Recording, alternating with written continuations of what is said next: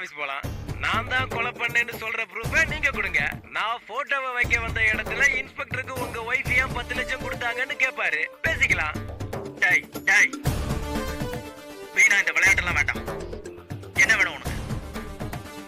15 லட்சம் பணம் வேணும், அதுவும் நாளைக்கு. டேய், இல்லனா என்னடா பண்ணுவ? என்ன வேணும்னாலும் பண்ணுவேன்றதுக்கு ஒரு சின்ன உதாரணம் சொல்லட்டுமா? சேகர் எம்போரியத்துல நீங்க 8 மே 2012 சாயங்காலம் 6:39க்கு உங்க காடை தேய்ச்சி வாங்கின கருப்பு கலர் பெட்ஷீட்டால தான் நீங்க பணத்தை கவர் பண்ணி டிஸ்போஸ் பண்ணிருக்கீங்க. அவன் தெளிவா இருக்கான். அவன் ஸ்டேட்மெண்ட் அவன் பக்கா கிரிமினல்னு சொல்லு. முதல் முறையா உங்க வீட்டுக்கு வந்தப்போ என்கிட்ட நீங்க விஷயத்த சொல்லி இருந்தா நான் அப்பவே உள்ள வந்து சர்ச் பண்ணிருப்பேன். அவனும் மாட்டி இருப்பான். இப்ப அப்படியே உல்டாவாயிடுச்சு. நம்ம குடுமி அவன் கையில மாட்டிக்கிச்சு. அதனால அவன் கேட்கிற பணத்தை கொடுத்துடுங்க.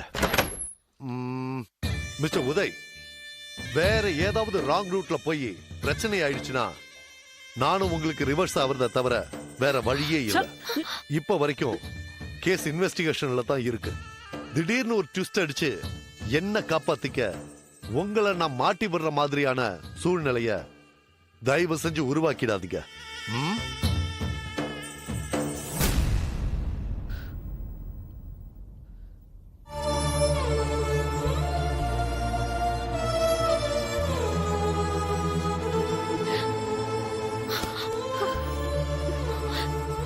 என்னங்க என்னங்க இப்படி பேசிட்டு போறாரு? என் நேரம் வித்யா, என் நேரம்.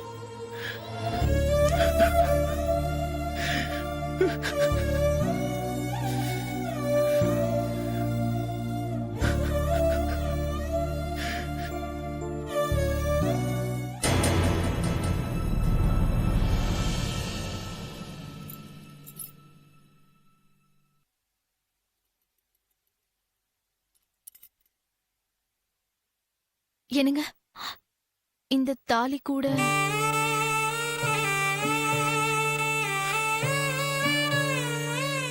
வேண்டாம், அதை நீயே வச்சுக்கோ. போய் யாருன்னு பாரு. சரிங்க.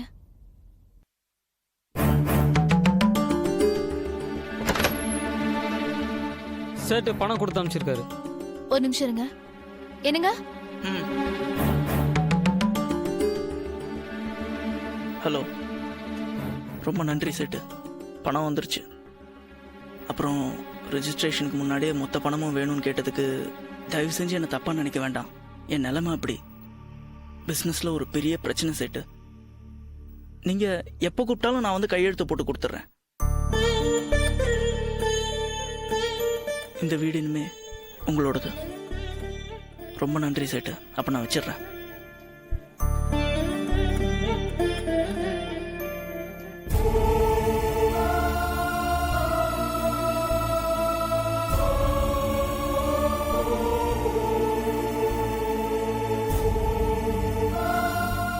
மொத்த பணமும் வந்தா கூட பத்தல வித்யா. நம்ம காரியம் வித்துடலாம். என்னங்க நீங்க காரியம் வித்துட்டா நீங்க எப்படிங்க போவீங்க? அது ஒரு பெரிய பிரச்சனை இல்லம்மா. நான் பஸ்லயோ ஆட்டோலயோ போய்ப்பேன். ஆனா இது ஏடாகூடமான பிரச்சனை இல்ல.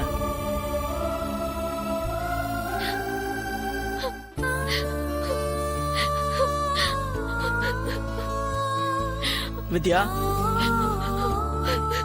வித்யா என்ன பண்ற நீ? வித்யா, ஏன் இப்படி அழுதுட்டு இருக்க? நீ இப்படி அழுது என்ன சாதிக்க போற? எனக்கு மட்டும் எல்லாமே எங்க இப்படி நடக்குது? இப்போ உனக்கு என்ன தப்பா நடந்துச்சு? இல்லங்க, சின்ன வயசுல இருந்தே நான் ராசி இல்லாதவ தாங்க. அவ்வளவு நேரம் நான் பஸ்ஸுக்காக நின்னுட்டு இருப்பேனா, பஸ் வந்து நிக்கும் போது அப்பதாங்க செருப்பு அறுந்துரும். நான் செருப்பு எடுத்துட்டு போறதுக்குள்ள பஸ் போயிடும். எக்ஸாம் நல்லா எழுதிருப்பேனா, டைம் முடிய போற நேரத்துல எதிர்ச்ச பெண்ண ஓதுருவேன். இங்க எல்லாம் பேப்பர்ல கொட்டி பேப்பர் பாழ போயிடும், வயல போயிடுவேன். அதே மாதிரி தாங்க ராஜா மாதிரி சம்பாதிக்கிறேன். உங்களை மாதிரி புருஷன் கிடைச்சு கூட என்னோட ராசி உங்களை இப்படி ஆக்கிருச்சு. நான் ராசி இல்லாதவங்க, என்னால தாங்க உங்களுக்கு இவ்வளவு வித்யா. கஷ்டமோ. என்னம்மா வித்யா, என்னம்மா என்ன ராசி இல்ல, யார் ராசி இல்ல? எதுக்கு சும்மா ராசி இல்லன்னு அழுதுகிட்டே இருக்க? என்னாச்சு? ஒண்ணு இல்ல மாமா. ஏன் சும்மா ராசி இல்லன்னு அழுதுகிட்டே இருக்க? ஐயோ அதெல்லாம் ஒண்ணு இல்ல மாமா. என்னப்பா என்னாச்சு வித்யாவுக்கு? ரொம்ப விரக்தியா பேசுறாளே. இல்ல அவளுக்கு வயிற்று வலி, அதான். வயித்து வலினா டாக்டர்கிட்ட கூட்டிட்டு போக வேண்டியதானே? வா.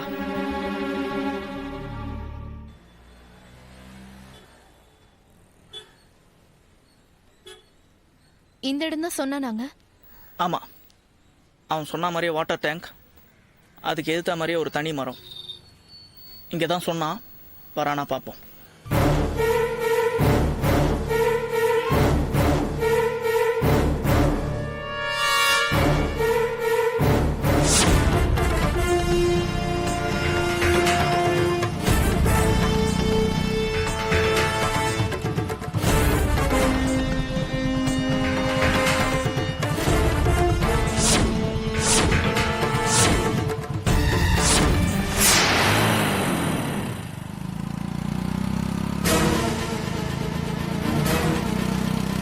ஏய் ஏய், என்னாச்சுங்க?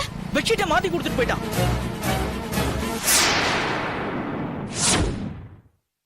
ஆ வாங்க சார். S mister Uday. வாங்க முரளி. மிஸ்டர் உதய், இவர்தான் நீங்க பாடியை டிஸ்போஸ் பண்ணீங்களே அந்த ஏரியா இன்ஸ்பெக்டர். ஆ, வணக்கம் சார். வித்யா, போய் காஃபி போட்டு கொண்டு வா. பரவாயில்ல சார், காஃபி குடிக்கிறதுக்காக நான் இங்க வரல. நீங்க டிஸ்போஸ் பண்ண பாடிக்கு சொந்தமான பொண்ணு ராஷ்மின்னு அவன் போன்ல சொன்னாலும் இது வரைக்கும் எந்த ஸ்டேஷன்லயும் அப்படி ஒரு பொண்ணு காணாம போனதா கம்ப்ளைண்ட் ரெஜிஸ்டர் ஆகல. விஷயத்தை சீரியஸா ஹேண்டில் பண்றதா இல்ல அனாத பணமா எரிக்கிறதாங்கிறத பத்தி நாங்க டிஸ்கஸ் பண்றப்போ எங்களோட ஷேரை பத்தி பிரச்சனை வந்தது. சார், இவர் சொன்னதால நான் கான்ஸ்டபிள்களை வச்சுக்கிட்டு அந்த பொண்ணு பாடிய கவர்மெண்ட் ஹாஸ்பிட்டல்ல உள்ள ஃப்ரீசர்ல வச்சு என்கொயரி பண்ற மாதிரி ஆக்ட் பண்ணிட்டு வரேன். நேத்து தான் சார் சொன்னாரு, நீங்க மொத்தமே 10 லட்சம் தான் கொடுத்தீங்களாமே.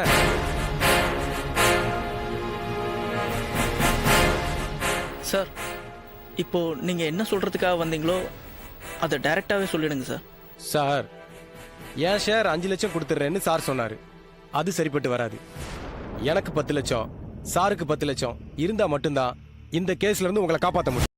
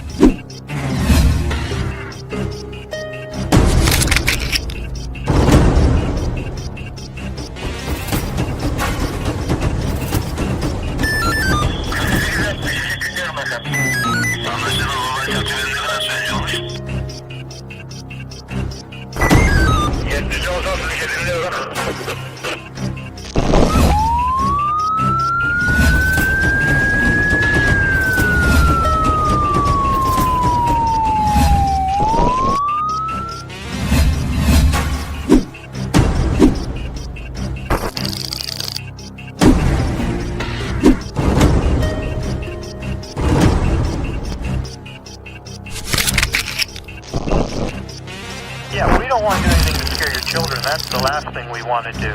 We don't want to scare anybody.